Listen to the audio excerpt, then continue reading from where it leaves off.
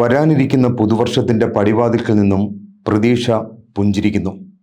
അത് സന്തോഷകരമായിരിക്കുമെന്ന് മന്ത്രിക്കുന്നു. പുതിയ വീടും സന്തോഷവും. കഴിഞ്ഞ അധ്യായത്തിൽ അവർ പറഞ്ഞിരുന്നത്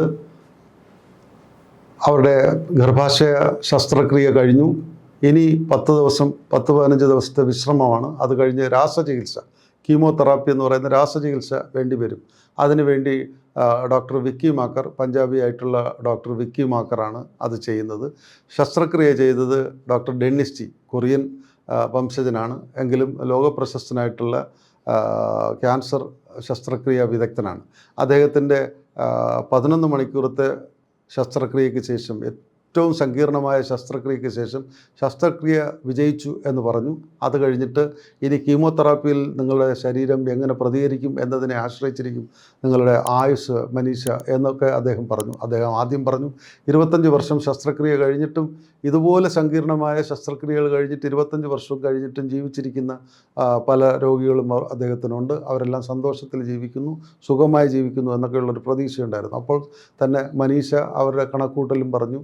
കണക്കൂട്ടലും അവർ കണക്കൂട്ടിയതും 25 വർഷം കൂടി ശസ്ത്രക്രിയ കഴിഞ്ഞാൽ അവർ ജീവിച്ചിരിക്കും എന്നുള്ള രീതിയിലേക്ക് സന്തോഷവതിയായിരിക്കുമ്പോഴാണ് ശസ്ത്രക്രിയയ്ക്ക് ശേഷം യഥാർത്ഥത്തിൽ ഡോക്ടർ ഡെന്നിസ് ജി പറയുന്നു, ഇനി നിങ്ങളുടെ കീമോതെറാപ്പിയിൽ, രാസചികിത്സയിൽ നിങ്ങൾ എത്രത്തോളം സഹകരിക്കും എന്നതിനെ ആശ്രയിച്ചിരിക്കുന്നു. അപ്പോൾ വിക്കി മാക്കർ എന്ന് പറയുന്ന രാസചികിത്സാ വിദഗ്ധ വന്നിട്ട് പറയുന്നു, 5 വർഷം എന്തായാലും ജീവിക്കും എന്ന് പറഞ്ഞു. അപ്പോൾ 25 വർഷത്തിൽ നിന്ന് നേരെ 5 വർഷമായിട്ട് അവരുടെ ആയുസ് കുറഞ്ഞു എന്നുള്ളത് വല്ലാത്ത മാനസികാഘാതവും ആശങ്കയും നിരാശയുമൊക്കെ മനീഷയിൽ വരുന്നുണ്ട്.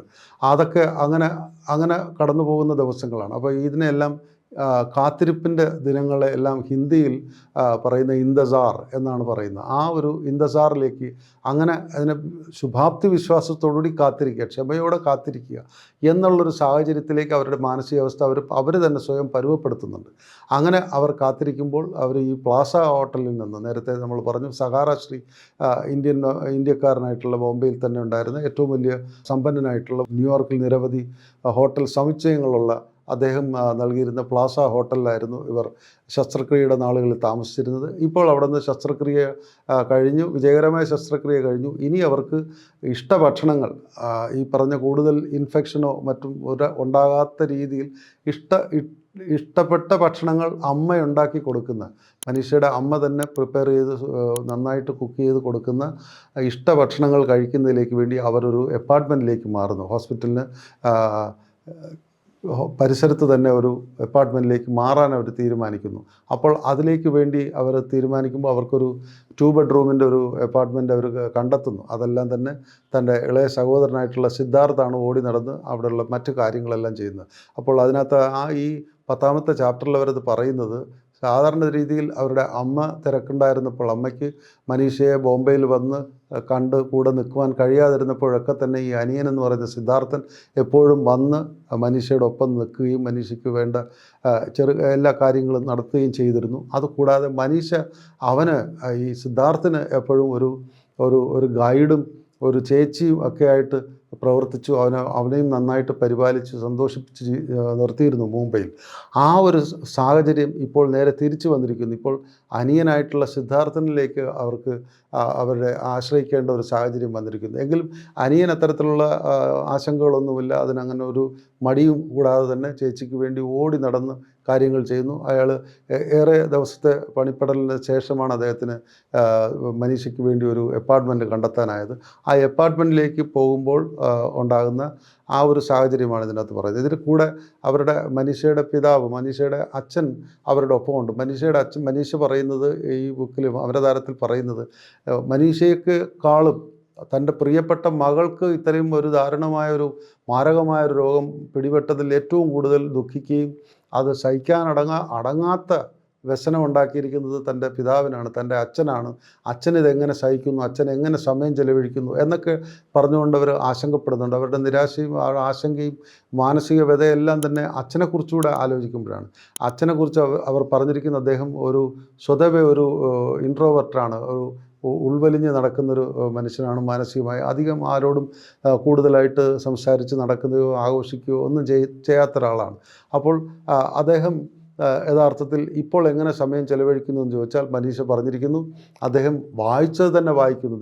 ദിനപത്രങ്ങൾ എല്ലാം തന്നെ വായിക്കുന്നുണ്ട്. അത് കിട്ടാതെ വരുമ്പോൾ അത് വായിച്ച കഴിഞ്ഞ ദിവസത്തെ പത്രം തന്നെ വീണ്ടും വായിക്കുന്നുണ്ട്. അപരിചിതരെയൊക്കെ കണ്ടെത്തി സംസാരിക്കുന്നുണ്ട്. ആ രീതിയിലേക്ക് അദ്ദേഹത്തിൻ്റെ വ്യസനത്തെ, ദുഃഖത്തെ അദ്ദേഹം അതികഠിനമായ അദ്ദേഹത്തിൻ്റെ വ്യസനത്തെ അദ്ദേഹം തരണം ചെയ്യാൻ ശ്രമിക്കുന്ന പുതിയ മാർഗങ്ങൾ ഇങ്ങനെയാണ് എന്നൊക്കെ പറഞ്ഞിട്ട് മനീഷ് ഇതിനകത്ത് വളരെ വ്യക്തമായി പറയും, വളരെ ഭംഗിയായി പറഞ്ഞിരിക്കുന്നു. നമ്മൾ ഈ ബുക്ക് വായിക്കുമ്പോൾ ഇത് ഞാൻ പറഞ്ഞില്ല, ഇതൊരു സാഹിത്യ സൃഷ്ടി തന്നെയാണ്. ആ രീതിയിലേക്ക് അവരുടെ വിഷമങ്ങളും സന്തോഷവും സങ്കടവും നിരാശയും ആശങ്കയും മാനസിക സംഘർഷവും എല്ലാം തന്നെ നല്ല മനോഹരമായ ഭാഷയിൽ ഇതിനു മുമ്പ് എന്തൊക്കെയോ എഴുതിയിട്ടുള്ള ഒരു സാഹിത്യകാരിയെ പോലെ എഴുതപ്പെട്ടിരിക്കുന്ന ഒരു ബുക്കാണ് ഈ അമരതാരം. അത്ര മനോഹരമായി തന്നെ ഈ കാര്യങ്ങളെല്ലാം ഇതിനകത്ത് വർണ്ണിച്ചു പോകുന്നുണ്ട്. ഇവിടെ ഈ ഒരു അപ്പാർട്ട്മെൻറ്റിലേക്ക് താമസിക്കുമ്പോൾ തന്നെ, അപ്പാർട്ട്മെൻറ്റിൽ താമസിക്കുമ്പോഴും ഈ സഹാറശ്രീ എന്ന് പറഞ്ഞിട്ട് നമ്മൾ നേരത്തെ പറഞ്ഞ മനീഷയ്ക്ക് വേണ്ട അമേരിക്കയിൽ ന്യൂയോർക്കിൽ വേണ്ട ചികിത്സാ സമയത്തും ശസ്ത്രക്രിയാ സമയത്ത് നൽകിയ എല്ലാ പരിചരണങ്ങളും എല്ലാ ഔദാര്യങ്ങളും ഒക്കെ തന്നെ ഇപ്പോഴും കൊടുക്കാൻ അദ്ദേഹത്തിന് തയ്യാറാണ്.